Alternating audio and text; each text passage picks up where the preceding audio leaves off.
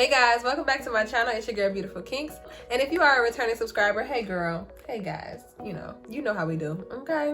And if you are new here, welcome. I'm glad you found me. Don't forget to hit that subscribe button so you don't miss another upload, okay? Because we doing it in 2020, even though 2020 has been a disaster, a disappointment, annoying. I can go on and on, but I'm not. I digress. 2020 has been good to me because I've been blessed and highly favored. So as some of you may know and some of you may not, I did recently move into my own place. I am so excited. I am so happy. I am just so happy and just so glad that it's happened. I'm here, I'm doing it, and you know what? 2020 ain't stopping no show, okay? So I am here to tell you guys how I was able to move in 1 year, okay? 1 year. I gave myself a goal and I accomplished it and I achieved it. And I'm here to tell you my tips on how you can do the same, okay? Let's get to the video. So tip number one, you need to create a plan for yourself. Just come up with your own little plan on how you are going to make it happen. How you're going to manifest, how you're going to put in the work, how are you going to take the steps into getting your own place. So what I did was I have a plethora of journals, okay? And I took my journal and I wrote down what my goals were, and then I wrote down a plan to achieve each goal. So my number one goal obviously was to move into my own place. And I thought about how I was going to do that. What do I need in order for that to happen? Well, number one, you need money, okay? First and foremost, you're not going anywhere if you don't have a job of some sort and some kind of income, okay? So that's number one. Make sure that is in your plan. If it's not already happening, make sure you find a way to create or maintain a steady income. Number two, you need to come up with a budget plan. You need to budget your money. You have to sit down, write down all of your liabilities. That'll tell you your range as far as where you are in saving, where you can spend, what you can afford, things like that. Also with this, you want to calculate how long it's going to take you, about roughly. So the goal, if the goal is 1 year for you, that's your goal. But you have to make sure the numbers match the goal, okay? So don't say I want to move out in 1 year and then you only make X amount of dollars, which is not enough to allow you to save up for just 1 year. You may need 2 years, you may need 3 years. So just make sure it's realistic to you and to your life and what you are currently able to do. Tip number two falls along with tip number one, which is knowing what you can afford. So you have to be realistic, okay? I know the thing is to get a luxury condo with all the bells and whistles, but okay, you probably can't afford that right now. Maybe that'll be your next home, your next place to live. Maybe that'll be 2 places from now. You know what I'm saying? So just be realistic as to where you are now currently in your life, and then just adjust and make accommodations along the way.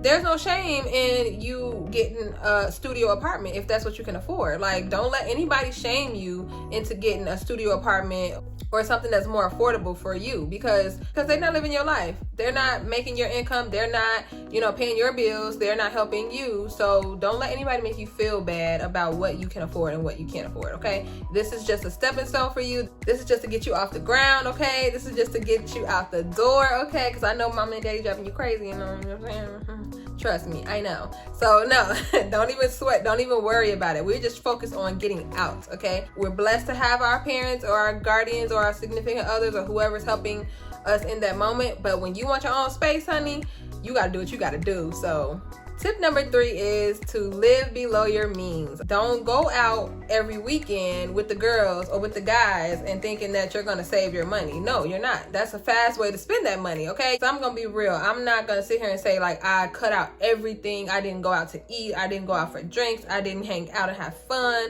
I didn't buy that purse or that new shirt that I wanted. I'm not gonna sit here and say that I did those things, because I allowed myself to treat myself on occasions, okay? But I was aware of how much and how often I did those things. So I gave myself, this goes along with your plan, okay, and your budget plan.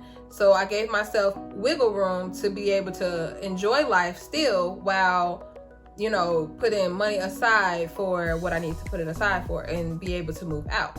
Tip number four is a big one. It is the one of the most important ones, other than, you know, the money part. Increase your credit score. So if you don't have credit, this may not necessarily be specific enough to you. This is more so if you already established credit and your credit score is not where you need it to be, you know what I'm saying? I can create another video explaining how I was able to build credit at such a young age and what I did and all those things.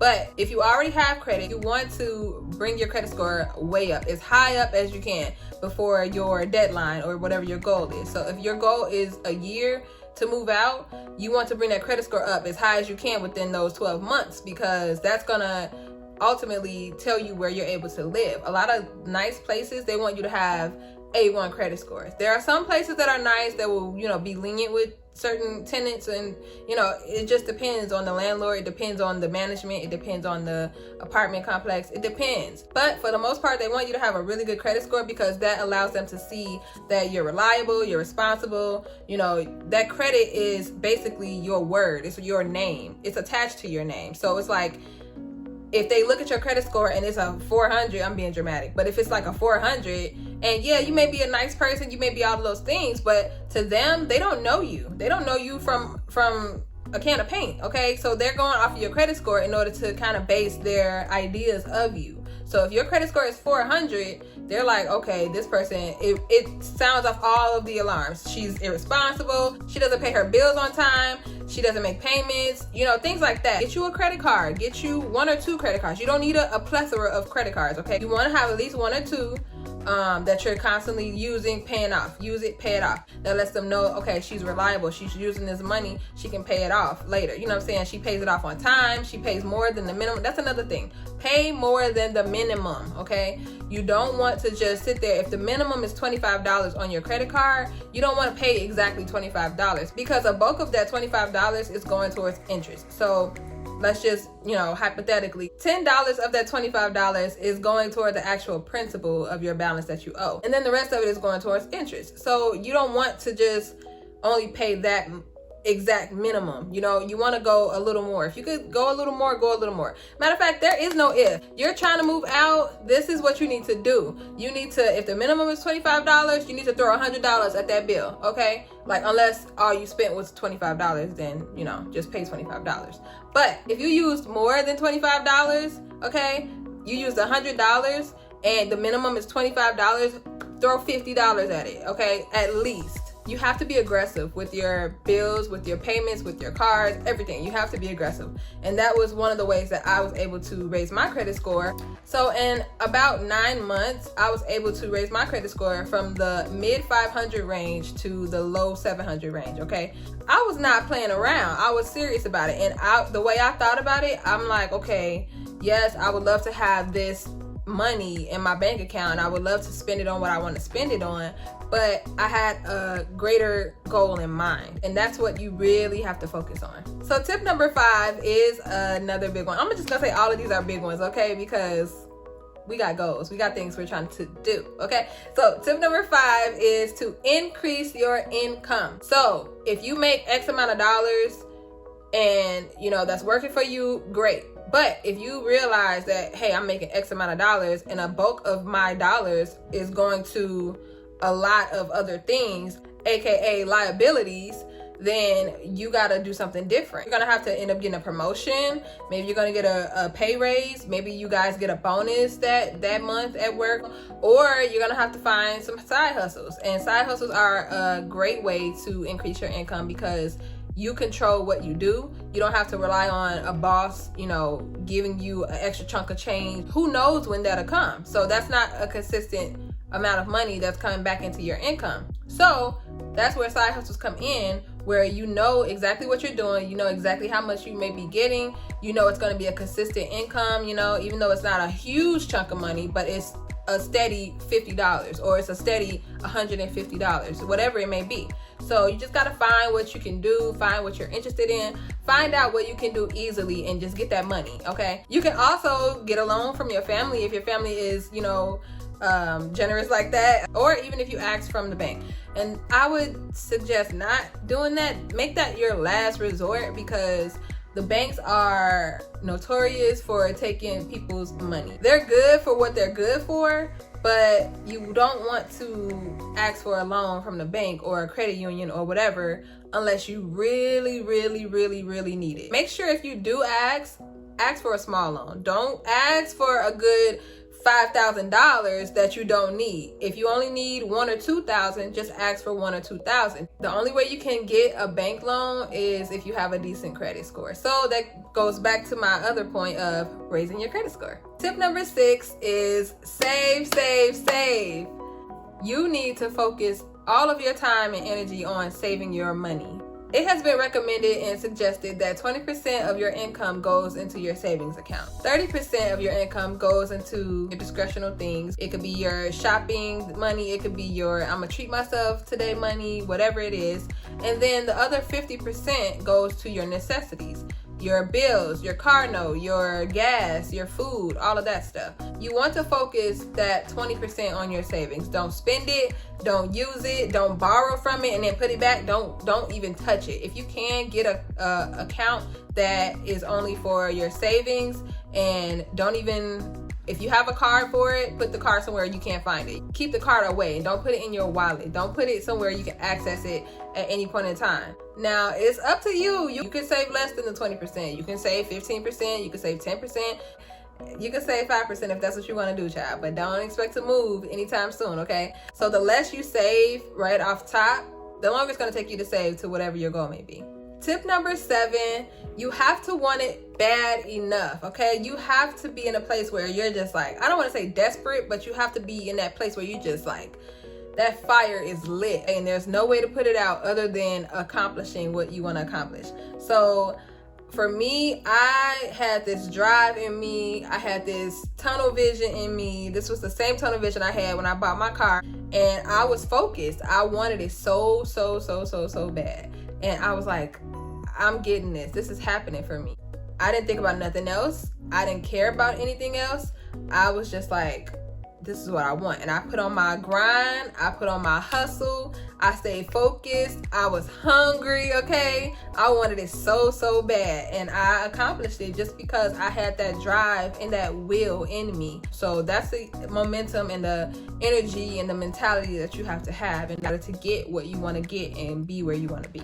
That's a little motivation for you, okay? I had to light it up a little bit. I had to light it up.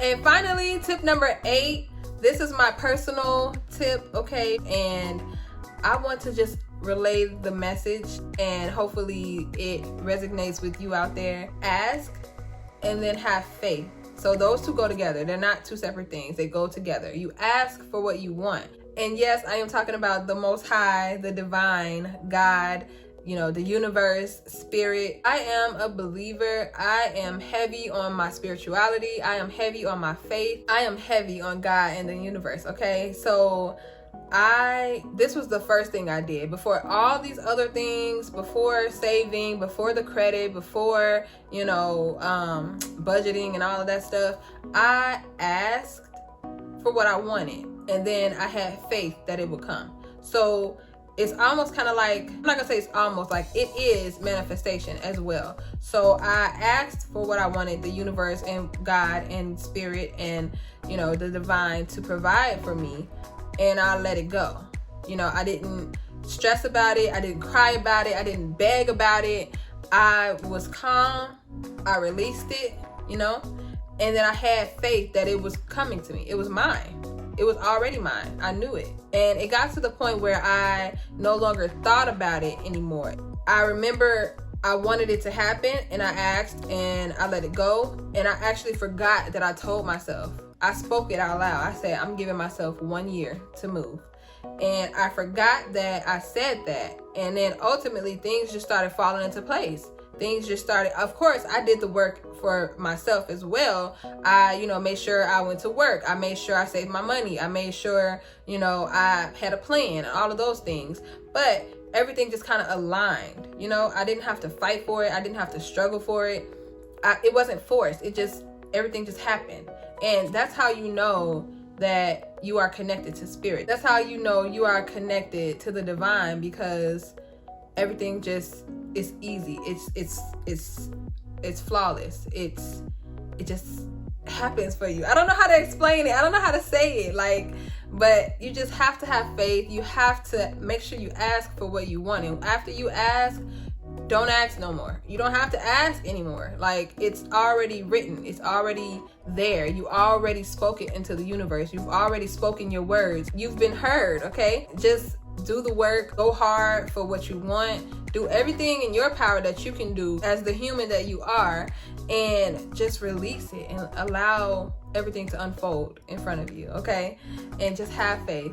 That is it for this video. I hope you guys learned a lot. I hope you guys got a lot from this video. I love making videos like this for you guys. Let me know if you want to see more videos like this. Give this video a thumbs up if you've learned something from this video, if you feel empowered from this video, if you feel motivated, you feel like you're ready to go out there and do it. Don't forget to subscribe to my channel so you don't miss another upload, and share this video with someone who may need it. And I will see you guys in the next one. Peace.